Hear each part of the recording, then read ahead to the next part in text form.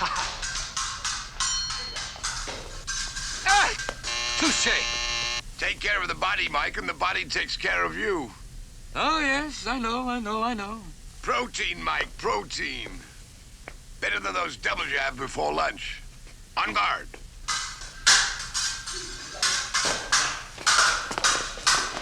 Touche. Good hit. Good hit. Clifford, you're all right. Mike, too much of me today. Hi there, bridegroom. Dexter, how are you? How about that old guy, huh? Is he wild? Hello, Dexter. Glad you stopped by, Dexter. Are you kidding? I wouldn't miss shaking hands with an old goat like you who's good enough to snare a beautiful chick like... What's her name? Hey, where's the honeymoon gonna be? Dexter, your uncle is getting married tomorrow. It's not the same as going out for a night on the town. Oh, relax, Michael. Don't argue semantics. My nephew stopped by to wish me well. I rather hoped you might bring your brother Norman with you. Well, if Norman were to come, which I hope he does, by the way, it certainly would not be with me. Still, you're two grown men, Dexter, for heaven's sakes. Mr. Hathaway, you're a very nice man, and you happen to be an excellent attorney. But the day you can make a merger between me and my beanbag brother, that is the day they'll appoint you to the Supreme Court. Uncle, good luck to you, old roue. Thank you, Dexter. Hey, when you come back from your honeymoon, I want a nice home-cooked blow-up. Oh, don't let Mrs. Peck hear you say that. Hey, wow, I got stuff in the oven. I'm baking some stuff for her to take over to her sister's house. Don't let him wear you out, Mr. Hathaway. He already has, Dexter. Already has. Take care, Uncle. Glad you stopped by, boy. Take care. Well, Michael, let's get at it. I know what I'd like to get at. A nice cold martini. Yes, I know, Michael. I'm off. Ah, look at them. Beautiful. A tarte strawberry à la Dexter Paris, exactly as prepared on my little Thursday cooking show for all my hypoglycemic housewives. You know what your uncle would say if he could see that display? He'd give you a big nutritional zero and throw them in the garbage can. Right along with that TV show of yours. No, he wouldn't. You know why, you gorgeous thing? Because in about an hour, you're going to sneak down to your car and take them to your sister's house. And you and she'll pull down the shutters, lock the doors, and devour each and every one of those little things, right? Well, Betsy has a sweet tooth. Oh, Betsy does, huh? Look at this mess. Will you get out of here and I'll clean this up so the cook won't quit? Come on, cheer up, will you? Don't you realize my uncle's girlfriend's going to pick him up tonight? Whisk him away to some teenage health resort and marital bliss and return and take all these dismal kitchen chores right away from you. Well, I think it's disgusting. That's what I think. She's young enough to be his granddaughter. That snip. And if she thinks that she can take better care of that man than I've been taking for 33 come on, years... you feisty creature, you. Don't you know no one can do without you around here? Oh, you're soft-soaping me. I am not. Oh, here, now, I'll thank you to dribble those crumbs on somebody else's floor. I love you. I love you, I love you, I love you, you old phony grumpy. Have a nice vacation, huh? Great. Go.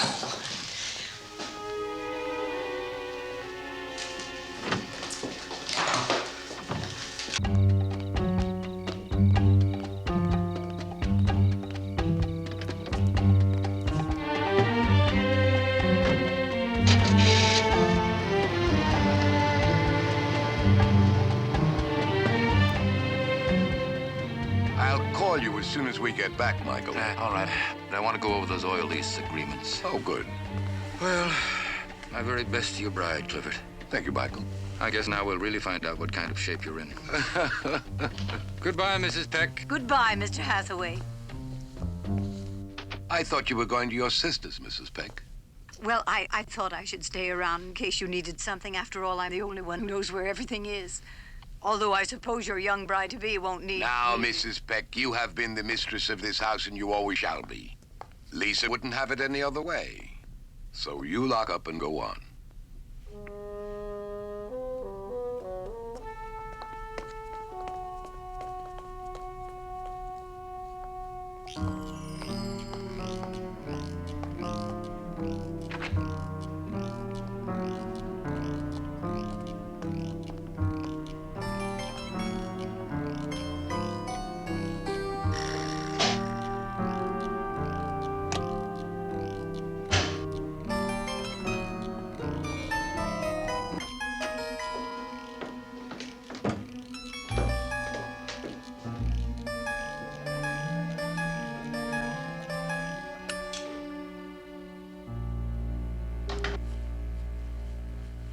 James, it's just a head cold.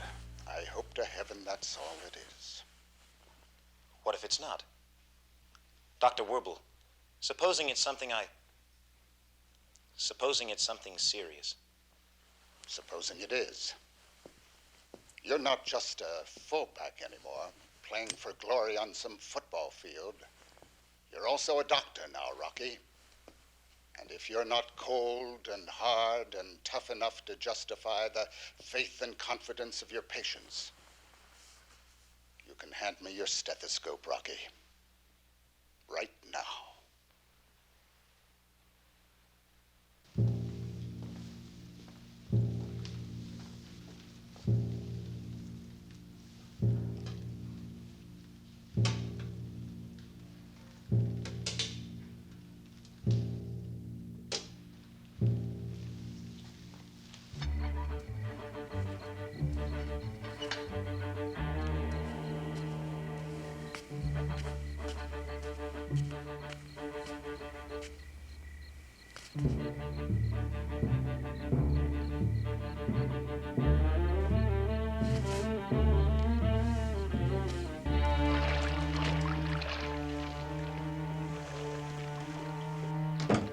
Hello again, Uncle. Oh, Dexter, what a surprise. Not as surprised as I was when I realized I'd forgotten your wedding present.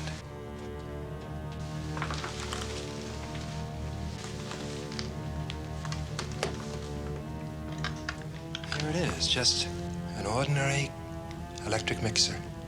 Well, my goodness. Plain, everyday kitchen utensil. Blend, mix, whip. But it's more than that, much more than that, Uncle. Well, I'm not very fond of appliances, but thank you. You're welcome. Uncle, you're gonna get a real charge out of this.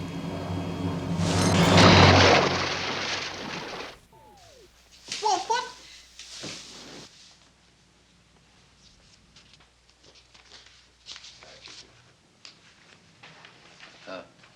Columbo? Excuse me, sir. I didn't mean to barge in. I looked for your secretary. I guess she's powdering her nose or something. May I, Sir? I would have been here earlier, but my car broke down again. I had some more trouble. Now they're telling me it's the generator. If you don't mind, Lieutenant, I'm in something of a hurry.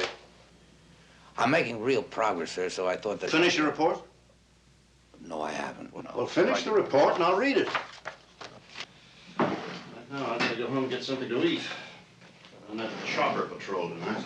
I understand, sir. Just take a minute. I know you're in a hurry. Before I actually fill out the report, if I could just double-check that description that you had of the... It was hardly a description. I barely got a glimpse of him. Right.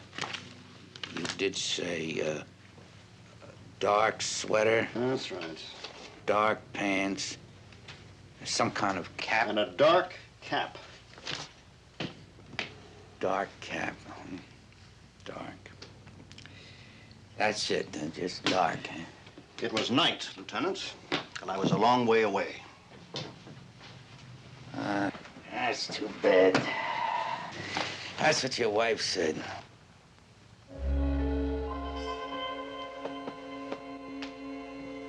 You spoke to my wife, did you? I thought you left. What was that, sir? I say you spoke to my wife. Yes, sir, nothing wrong. No, certainly not. No, you see, it was just that on the basis of the news conference this morning, I thought that she also saw the burglar. It's ridiculous. He was gone by the time she got to the terrace. Yes, sir. Yes, that's what she said. Yes. But you certainly gave that impression, so I thought it was... Look, Lieutenant, if you don't mind, I've got to go now. My limousine is waiting. There are a couple of other things... Give my secretary a call in the morning. I'll try to find some time for you.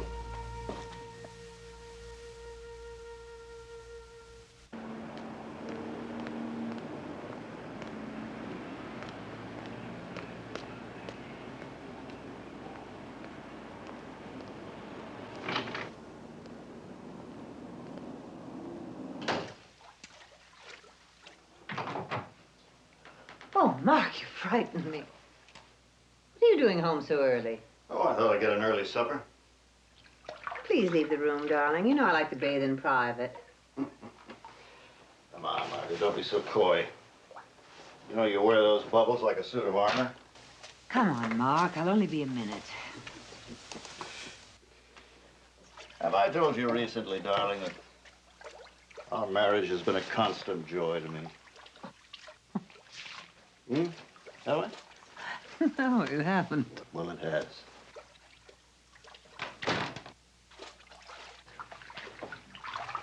I think the first thing that appealed to me about you, Margaret, was your generosity, that sweet, open-handed quality of yours.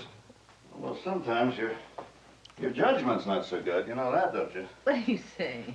Well, $4.5 million, and you're willing to hand it out to anybody who has a sad story in a rumpled suit? My money, Mark. My inheritance. Wrong, darling. My inheritance.